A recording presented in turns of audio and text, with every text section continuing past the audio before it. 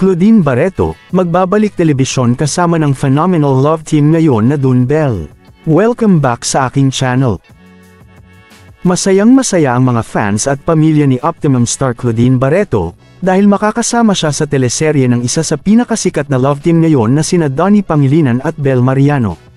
Kasama nga ang veteran actress sa papalapit na programa na pinamagatang Can't Buy Me Love.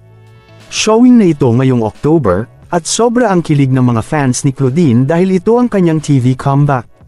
Matagal ding nagpahinga sa limelight ang Optimum star at hindi muna ito nag-focus sa pag-arte. Madami kasi ang nangyari sa buhay nito na siyang dahilan upang hindi muna ito tumanggap ng kahit anong proyekto.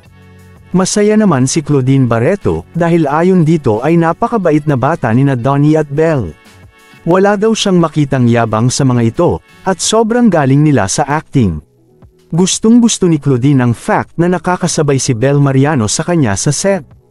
Ayon sa mga netizens, siya ang gaganap na nanay ni Bel Mariano sa teleserye. Happy naman ang fans ng Dune Bell sa balitang ito dahil karangalan para sa kanila ang makatrabaho ng kanilang idolo si Claudine Barreto. Nagpapasalamat ang mga ito sa blessings na dumadating sa Dune Bell ngayon. Samantala, para kay Claudine ay isang challenge na naman ang kanyang gagampanan at excited na siyang ipakita ito sa mga manunood. Abangan na lang daw ng madlang people ang kanyang role sa teleserye, at kung bakit mahalaga ang papel na kanyang gagampanan sa buhay ni Bel Mariano.